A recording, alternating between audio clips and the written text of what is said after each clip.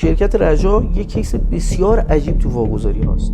رئیس جمهور وقت وعده میده که حقوق بازنشسته ها رو تا 50% اگه اشتباه نکنم افزایش بده. حالا حقوق کارکنان دولت و در واقع حقوق کارگرا چقدر افزایش بده؟ 20 چند درصد. چرا؟ چون سال انتخابات بوده، چند سالم خوب جبران نکرده و خواسته یه جا جبران بکنه و رأی هم بگیره. خب انتخابات 88 برگزار شده و حقوق بازنشستگان 50% افزایش پیدا کرده. این 50% افزایش ما با تفاوتش کی باید بده؟ دولت باید بده دیگه. دولت باید روستان رو تامین کنه. چند ماه فشار آورده تامین اجتماعی پرداخت کرده. در 27م 26م 27م اسفند سال 88 یعنی آخر سال 88 توی یه جلسه چند تا وزیر و معاون اول رئیس جمهور ظاهرا میشینه یه صورت جلسه امضا میکنن، میگن آقا رجا مال تامین اجتماعی. اینا هم مستنده ها. مدیر عامل راهن خبر نداشت. مدیر عامل رجا خبر نداشت. روز اول کاری سال 89 اینا میان سر کار بهشون میگن آقا شما که با راهن کاری ندارید، شما متعلق به تامین اجتماعی. خب حالا ببینید اینجا چه اتفاق افتاد. رجا چه کار میکرده واسه دولت؟ رجا تنظیمگر بازار بود، یعنی خط تخصیص میداد، واگن تخصیص میداد، نرخ بلیت مشخص میکرد به این شرکت‌های بخش‌خصوصی.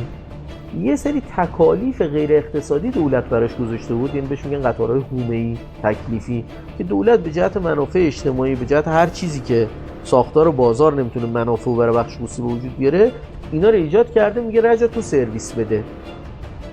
قطارهای حومه‌ای تکلیفی خودش حمل و نقل میکرده. به غیر از اون رجا مجری طرح‌های تملکی دارایی سرمایه دولت هم بوده. این دولت می‌خواست واگن بخره، رجا میرفت کارش انجام. اینا نیومدن وظیفه‌های حاکمیتی رجا رو تفکیک بکنن، بگن خب ما که رجا رو داریم واگذار می‌کنیم، الان بازوی مسافری کی میشه؟ یه جایی داریم که تنظیمگری بکنه وضعیت حمل و نقل ریلی رو، خط رو تخصیص بده، قیمت. احسن. اصلا شما بگو آقا من با مداخله قیمتی مشکل دارم، بالاخره یکی باید خط رو تخصیص بده. یه سری خطوطن پر مسافرن، همه متقاضیشن. یه سری خطوط کم مسافرن، سر اینا دعواست دیگه. قبلا ریل خراب میشده رجا پیگیری میکرده، مثلا تعدیل میکرده، واگن رو رجا پیگیری. الان کی باید پیگیری بکنه؟ 6 سال طول کشیده که یه مجمع تشکیل شه تو شرکت رجا.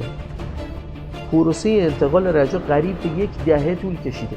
اصلا شرکت رجا که داشته واگذار میشده نمیدونستن این چقدر دارایی داره، چقدر بدهی داره. یعنی شرکت به چه ارزشی اینو داده، بابت چقدر بدهی داده، گفته این مال اونا، بعد برین حساب بکنید.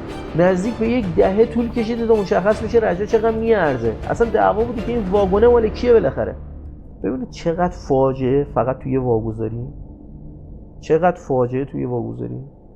برای چی؟ برای که آقای رئیس جمهور وقت می‌خواسته حقوق بازنشسته رو ببره بالا، منابع نداشتی شرکت رو داده.